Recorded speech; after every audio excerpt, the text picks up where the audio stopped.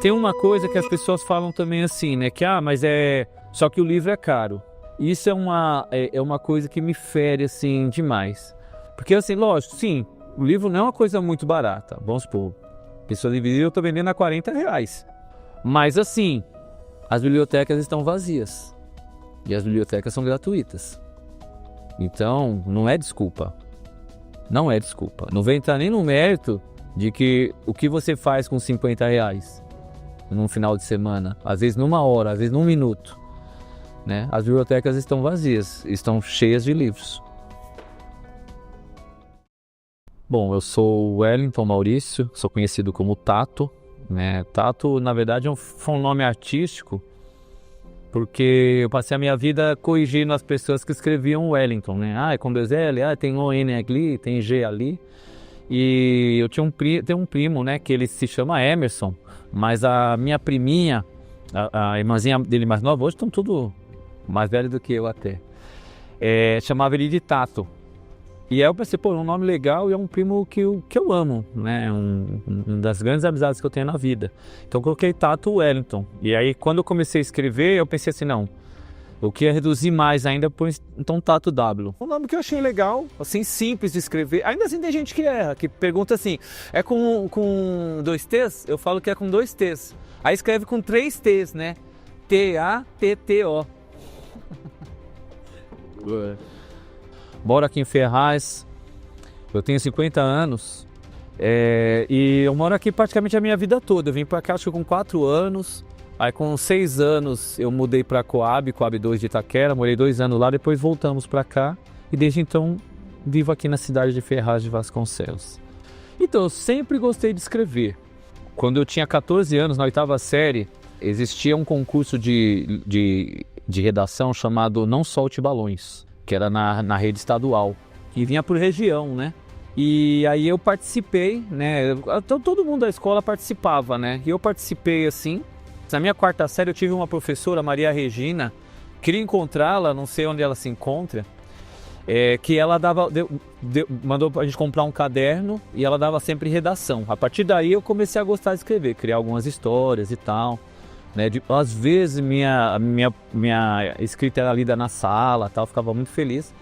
Mas aí aos 14 anos teve essa redação de Não Solte Balões, eu estava na 8ª série, aí eu escrevi despretensiosamente, porque a professora já aproveitava para dar uma nota ali, né?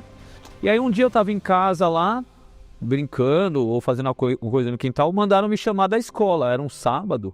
E aí vieram me chamar lá, eu pensei, acho que eles estão pedindo uma informação, né? Onde fica tal coisa, alguma coisa assim. Aí entrei, aí estavam os professores numa sala. Quando entrei nessa sala com os professores me aplaudiram. E eu fiquei, nossa, o que foi, né? E aí a diretora falou que a minha redação tinha sido aprovada, né, na Delegacia de Ensino de Ferraz, né? E também tinha sido classificada para a Delegacia de Ensino da região, né? Então, na época, eu ganhei... Foi um relógio e uma bicicleta. Ganhei uma bicicleta, cara. E aí teve um menininho lá de Mogi lá. Eu tinha 14 anos, o menino acho que tinha 10, 11, né? Ele ganhou o prêmio principal lá. Nem lembro o que era, mas acho que era uma poupança, alguma coisa assim também, né? Um dinheirinho lá. A redação dele também era dose. A minha foi bem legal, assim. E ali ficou essa sementinha. E aí depois de velho, eu fui para outros caminhos, fui para o teatro, né? Fui para a cultura. Aí eu precisava chamar, eu inventei de fazer um evento literário aqui em Ferraz, lá na Casa de Cultura Raízes, né? Então o nome do evento é Literaízes. Eu sabia, né? Eu já tinha ido no lançamento de livro do Sacolinha, tal, sabia que tinha um movimento muito legal aqui. Lá em Osasco eu trabalhava com um rapaz, né, de circo chamado Tico Mandinga. E ele conhecia o Sacolinha, né? Que ele veio pra cá também e tal. Eu já tinha a banda também, tive contato assim. Eu falei, poxa, né, legal, eu vou fazer um evento, eu vou chamar o Sacolinha. Então pesquisei também e tal. O Sacolinha é muito conhecido, né? Participou de Jô Soares e tal, Abujamra. E pensei assim, aí eu fico o Sacolinha tinha essa comunidade do conto, que é não é bem uma formação, mas assim, ele reúne algumas pessoas, né, que gostam de livros, gostam de escrever, tem essa curiosidade, né? Não precisa ser escritor. Num mês você tem uma formação sobre um tema da atualidade ou um gênero literário, e no mês seguinte você é convidado, né, a escrever um conto e apresentar para quem trouxer seu conto também. Então tem um sorteio, né? Assim. E aí eu pensei assim, eu vou participar, né? Porque também sem graça também, né? Eu chegar lá, não tinha recurso na época, né? Já tava vaquinha virtual na época, mas deu uma marrequinha, não tinha recurso. Falei, eu vou lá chamar ele para vir de graça, ele nem me conhece direito, não sabe o que eu faço. Porque é um cuidado sempre que eu tomo também, né? Todo mundo pede as coisas. Então eu gosto de tentar realizar algumas coisas primeiro, né? Para que quando você for falar, você fala com propriedade. Olha, eu faço isso, faço aquilo, pode procurar que você vê. Então dá um pouco de credibilidade. Para a gente que trabalha na periferia, isso é importante. A credibilidade é como se fosse um capital que a gente tem, porque muitas vezes a gente faz eventos sem dinheiro. Então o seu capital é o que você faz, é a sua realização. E aí muitas vezes outros artistas periféricos são concorridos, mas eles se identificam com aquele trabalho que você faz. Então eu falei, eu vou participar, né? Fui, achei super interessante, né? Apresentei na época eu fiz um conto, nem entrou no livro lá, que era sobre paródia, né? Eu fiz uma paródia, paródias são textos assim, tal, que você pega uma história que já existe e você modifica e tal para dar, normalmente um tom mais humorado, né? Mas trazendo para uma crítica, né, social. E eu fiz dos Três Porquinhos, tal, né? Uma coisa mais ou menos assim. Aí eu fui assim, fui muito bem recebido, fui muito bem acolhido, né? E é interessante porque aí você lê seu conto, então tem escritores do porte do Sacolinha, Francis Gomes, que é um dos maiores cordelistas aqui da região, né? Sidney Leal, que escreve terror, Escobar Flanelas, né? Que faz um monte de coisa, que é um dos organizadores do Curta Suzano, né? Então você lê o seu conto e tal, os caras, olha, eu gostei disso, né? Poxa, achei que ali ficou assim, né? Pô, que legal, né? A ideia que você teve aqui, né? Então assim, né? São críticas sempre muito respeitosas. E aí, beleza. Aí daqui a pouco um monstro que nem o Sacolinha leu o conto dele. E aí, o que você achou? Né? Então um exercício de humildade. Então eu fiquei muito feliz, né? Aí participei, ele veio, participou aqui, né? E aí quando você participa, né? Normalmente ele faz o possível que no final do ano, né? São 3 ou 4 encontros. E aí ele publica na época ele publicava um tipo de um fanzine, um livretinho. E agora tá publicando um livro mesmo, né? Então é publicado, ele foi publicado, tudo, fiquei feliz pra caramba. Aí no outros anos eu participei, só que eu pensei assim, poxa, eu vou escrever para esses monstros aí, para colocar meu conto ali e tal, eu não posso querer que eles percam tempo comigo, né? Então assim, eu vou, por ser uma coisa que eu gosto, eu quero participar. Mas por estar participando com eles, então eu vou me dedicar para eu trazer contos legais, assim, tal, coisas que eu goste e que eu goste de apresentar. Não que seja uma coisa assim, vou apresentar de uma maneira protocolar, né? Ou então assim, vou fugir do que eu gosto para querer agradar. Não, eu tenho que potencializar aquilo que eu gosto, a maneira como eu escrevo, para comunicar. Porque a escrita, para mim, o texto que o escritor escreve nada mais é uma coisa que ele comunica para fora, seja o que for. Pode ser uma coisa ideológica, pode ser poesia, pode ser ficção, pode ser não ficção. Mas é assim, ele mastiga aquilo para trazer para o leitor, para trazer o leitor para dentro de um bate-papo, dentro da cabeça dele. Da cabeça do escritor, ou o escritor entra dentro da cabeça do leitor. Mas para isso você tem que ter uma certa profundidade, um certo alcance. Então eu falei, poxa, não, vou caprichar nos meus contos, né? Vou tentar caprichar. E aí foi muito legal, surgiram alguns contos muito bacanas, então uma repercussão lá entre eles ali tal, muito legal. E eu ficava muito feliz, assim, quando eu apresentava e dependendo de como era o final, eu falava a frase final e a maneira como me olhavam assim, sabe? Que você via que estavam prestando atenção e querendo entender, né? É diferente você ler para sua mãe, quando a sua mãe, não, tá, nossa, que lindo, que maravilhoso, né? Ah, não da televisão não, tá assistindo uma novela. Eles não, sabe? Então eu não estava acostumado com isso, então eu gostei. E aí, beleza, só que eu não pensava assim, eu sempre fui muito criterioso com as minhas criações. Então eu pensei assim, poxa, beleza, tô lá, vou continuar lá, quando eu achar que tá legal para eu escrever, eu vou escrever. Só que aí veio a pandemia. E aí eu sou educador social, né? Trabalho lá em Osasco, já dei aula aqui em Ferraz também em alguns lugares. E aí parou tudo, né? Então lá em Osasco também parou. A minha coordenadora lá em Osasco já tinha falado bastante vezes do PROAC para mim, para escrever um livro e tal. E aí eu peguei e falei, vou fazer, né? Para você escrever no PROAC, você tem que ter algum materialzinho para você mandar, né? Que é um tipo exercício de escrita que você tem, né? Manda alguns textos seus, né? Para a gente poder avaliar, ver se tem capacidade. E eu peguei esses textos que eu fiz para a comunidade do conto. Né? Escrevi meu projeto, um projeto bacana, né? Pessoas Invisíveis. E aí fui aprovado. E aí, desde então, eu também me apresento como escritor. Foi em 2020, a escrever em 2021. Pessoas Invisíveis, né? Da editora Arcângelos, né? Luca Magalhães. Beijão, Luca. O meu editor. Quis fazer com ele porque é um amigo também de longa data, né? De São Miguel. E ele tem uma história muito legal. Assim, tem outros editores que eu conheço e respeito, né? Editora Labra, João Caetano. Um abraço também. Mas escolhi fazer primeiro com ele por causa da história, assim, né? A gente se conheceu, foi se conhecer nesse processo de cultura. E ele fez uma editora porque ele viu a dificuldade de se publicar um livro. Dele poder publicar um livro dele. Então, quer saber? Vou fazer uma editora. E desde então ele publica muita gente grande.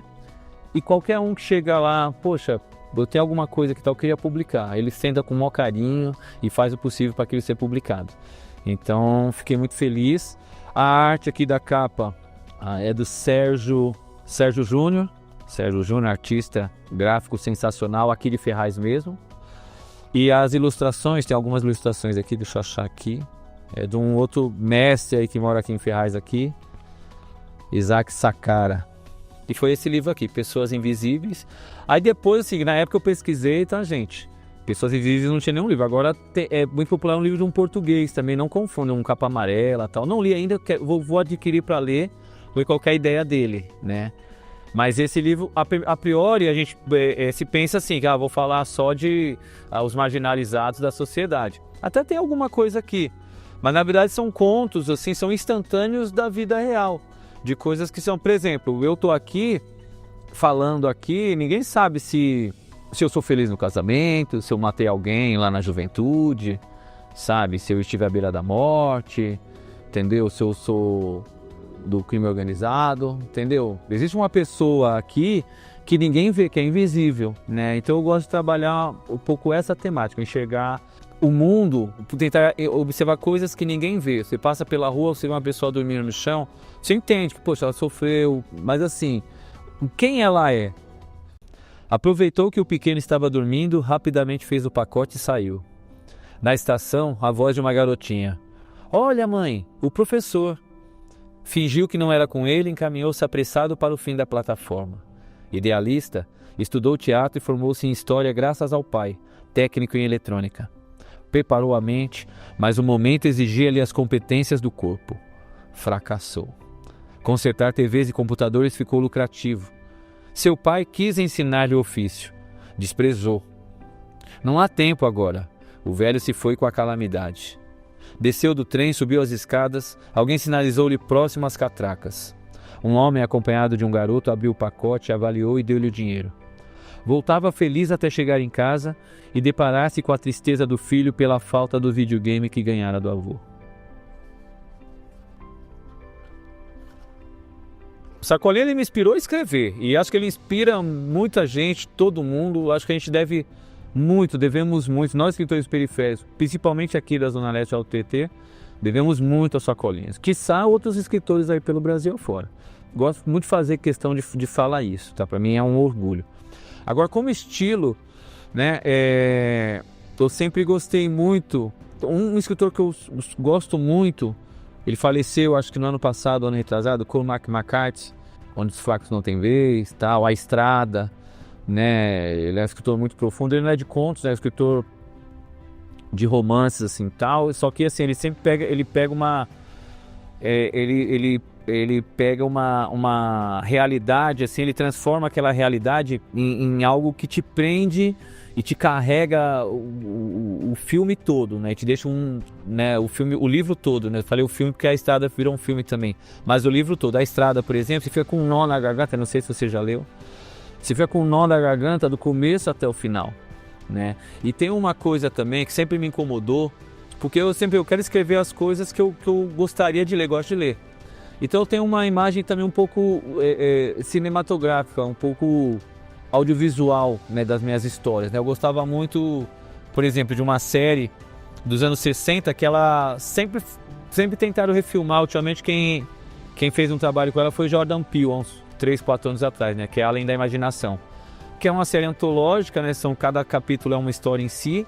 E são essas coisas, então, que a história termina, né? E você fica no ar, né? Tem uma bem famosa, que é o cara é bancário, ele gosta muito de ler e o pessoal reclama com ele que ele lê no serviço. Aí ele vai lá no cofre fazer não sei o quê, o cofre tranca sozinho e o mundo acaba. Aí ele sai andando pela cidade, né? Uma cidade acabada, aí ele vai na biblioteca. Fica todo feliz. Agora ele tem todo o tempo do mundo para ler todos os livros do mundo. Aí ele vai pegar um livro que está no chão, assim, o óculos dele cai e quebra. Ele era quase cego. Entendeu? Então, e aí termina. Então deixa você, né?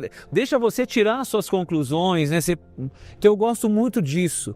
Né, Almodóvar, né, os finais dos filmes do Almodóvar, dá a impressão que o filme vai começar de novo. Vai ficar, não, porque ele vai fazer uma continuação, não vai, o que acontece? Então eu gosto muito disso, né? E são coisas que eu vejo muito pouco, né? Na literatura periférica, principalmente, eu vejo muito assim, vejo sempre muito uma postura de luta de classes, mesmo uma postura muito crítica, assim, tal, né?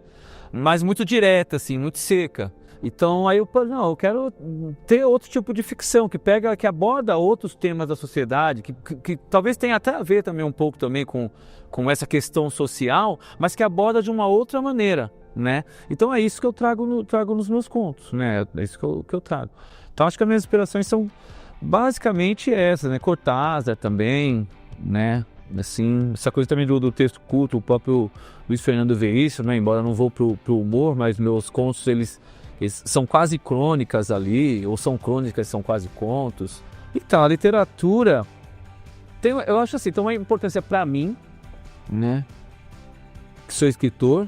Para mim, ela é muito importante porque ela me permite eu exercitar a minha imaginação, me permite eu viajar, me permite eu conhecer outros mundos, sabe, eu alimentar, né, o meu cérebro de histórias. E histórias que eu crio na mente também, porque por mais que o escritor ele me conduz, ele deixa eu colorir, ele me dá o esboço ali, e ele deixa eu preencher esse esboço com a minha imaginação. É diferente de um filme, porque, e mais assim, eu gosto de ler o livro antes do filme. Quando eu tenho essa possibilidade, eu gosto de ler o livro antes do filme, porque o filme ele já carrega as imagens, ele já carrega uma visão, ele já carrega uma edição, né? Então você está lendo não o que o escritor escreveu, mas o que toda aquela equipe mastigou para colocar. O que o roteirista mastigou, aí depois vem o diretor e vai mastigar mais ainda. Porque o roteiro também, ele é uma premissa do filme. Mas o filme, para acontecer ali, o diretor faz. E ele vai usar imagens. E essas imagens, elas ficam na nossa mente. Então aí você vai ler um livro, por exemplo, O Senhor dos Anéis. Você vai ler Tolkien, depois de assistir lá a saga, eu acho que você vai perder... de imaginar um mundo completamente, sabe, diferente, que coincida com o que ele escreveu, porque ele te conduz ali, mas, sabe, se você perde, você vai ficar com aquelas imagens ali, né, do Aragorn, né, dos elfos lá e tal, entendeu? Você vai ficar com aquela imagem, vai ser difícil você desassociar, até que chega um gênio e faz uma coisa e, caramba, aqui é completamente diferente. Né? Então é isso, né? Você vê, por exemplo, um exemplo bastante é o Stephen King, né? Você lê os livros dele assim, tal, assim, por mais que os filmes baseados nos livros dele são filmes muito bons, alguns, né, são muito bons, fora da caixa, mas o livro é profundamente maior, né? Profundamente maior. Fiz um projetinho ali no Dourado 2 com a Giane, coordenadora pedagógica, professora também, um beijão, Giane. Né, de um fanzine, né, com os alunos dela lá, e aí desenvolveu um projeto legal, culminou com um sarau, e o fanzine foi muito legal, que a gente fez um projeto, um processo com as crianças, né, de se comunicar, né, então poesia, desenho, né, quadrinhos e tal, e até o nome que eles colocaram, Only Fanzine. Muito criativo. Eu acho que foram os principais, né? Eu sou o curador da Biblioteca Tola Pilar da Casa de Cultura Raiz, então faço essa curadoria, né? E aí tem alguns outros projetos em pauta, né? Eu já conversei com o menino da Geloteca, né? E para a gente poder fazer a curadoria da Geloteca ali da Estação Genete. O que as pessoas estão lendo, o que as pessoas gostam de ler, né? Se elas se interessam por novos autores, se elas se interessam, né, por velhos autores, que tipo de literatura se consome, né? Qual a faixa etária. Eu vejo bastante pessoas lendo no trem, né? Coisas variadas, diversas. Muito mais pessoas no celular, mas hoje em dia tem muitas pessoas lendo. Tem mulheres lendo, né? O pessoal critica muito 50 Tons de Cinza, mas abriu ali uma gama de leitoras, né? Que nunca se aproximaram de um livro, né? E foi no boca a boca. Nossa, eu li um livro, você precisa de ver, não sei o quê, né? Entendeu? Tanto que o livro fez muito mais sucesso do que o filme, tá vendo? Né? E não é um livro assim, nossa, o classicão. Mas diz algo para uma parcela grande da população. Eu lembro muito na minha adolescência e infância que o pessoal criticava muito aquelas revistas, Sabrina, aquele livrinho Sabrina e tal. Mas aquilo levava muita gente a ler, sabe? Quem sou eu para questionar, né, esse tipo de qualidade? Acho que tem espaço para todo mundo, né? Tem espaço para todo mundo. Quem quer pegar gosto pela leitura, precisa querer, né? Porque eu acho que assim, o gosto pela leitura, ele é um desafio. Porque ler não é fácil, não é fácil. Ainda mais num país que tem uma educação deficitária, né? Principalmente educação de base, né? Eu acho que se investe muito nas faculdades, acho que é necessário. Se investe muito nas faculdades, mas para mim é até um investimento torto, porque você vê que ano após ano tira a verba de pesquisa e tal, né? O que é importante, né? O trabalho do escritor é um trabalho de pesquisa. Né? Por isso que eu acho interessante os editais do PROAC, porque eles preveem isso. Eles pagam o escritor para ele poder ter o tempo de fazer a pesquisa dele e desenvolver o trabalho dele com qualidade. Porque escrever ele é um processo difícil, né? E ler também, né? Para a educação que a gente tem, ler é uma coisa difícil. Então, assim, acho que é preciso querer.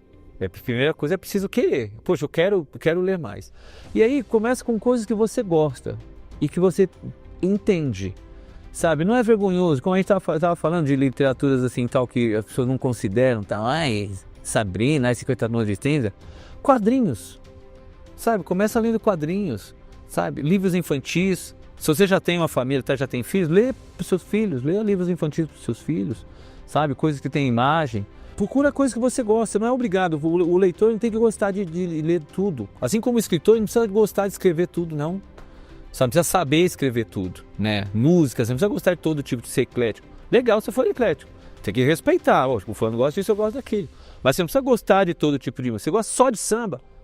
Seja feliz. Você gosta só de hino da igreja. Você gosta de ler a Bíblia? Leia a Bíblia. Você é religioso? Leia a Bíblia. A Bíblia tem histórias fantásticas. Entendeu? É você exercitar isso, né? Lê o quanto você pode também. Eu leio um pouquinho, já me dá sono, eu vou dormir. Então leia. Deu uma página por dia, 2 páginas, sabe? Se põe esses desafios assim. Quando você começa a ler uma história interessante, você fica ansioso para ir até o final. Contos também é bom, contos é bom de ler também porque é curtinho, então você acaba, não fica aquela ansiedade, o livro é muito longo, né? Mas assim, coloca para você, vou ler 1, 2 páginas por dia, 3. Quando você achar ali uma coisa que te interessa legal, você vai ver que você vai ter, eu quero terminar logo esse livro, eu quero terminar logo esse conto, eu quero terminar logo esse texto, eu quero chegar no final, sabe? É uma coisa que te aproxima mais, né? Gostei de tal filme e tal, de repente cai aquele livro na sua mão, então lê aquele livro do filme que você gostou, para comparar.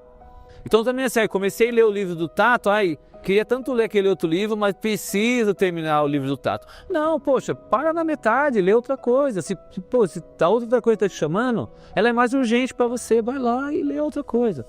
Então acho que para quem quer ler, para incentivar a ler, eu acho que é a escola, eu acho que é ler desde criança, dar contato do livro, fazer as crianças terem contatos com o livro na infância, né?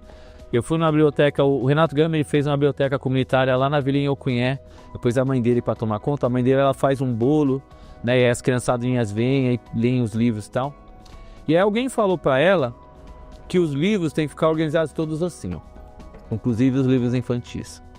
Olha, assim, eu não sou nenhum bibliotecário, especialista, mas assim, o livro infantil ele é feito fininho, assim, com aquelas capas maravilhosas, justamente para as capas ficarem em evidência. Porque a criança, mais do que nós já somos visuais, as crianças são muito mais visuais, elas são muito mais sensoriais. Então elas vão ver aquela capa, nossa, que bonito. Ela precisa pegar o livro.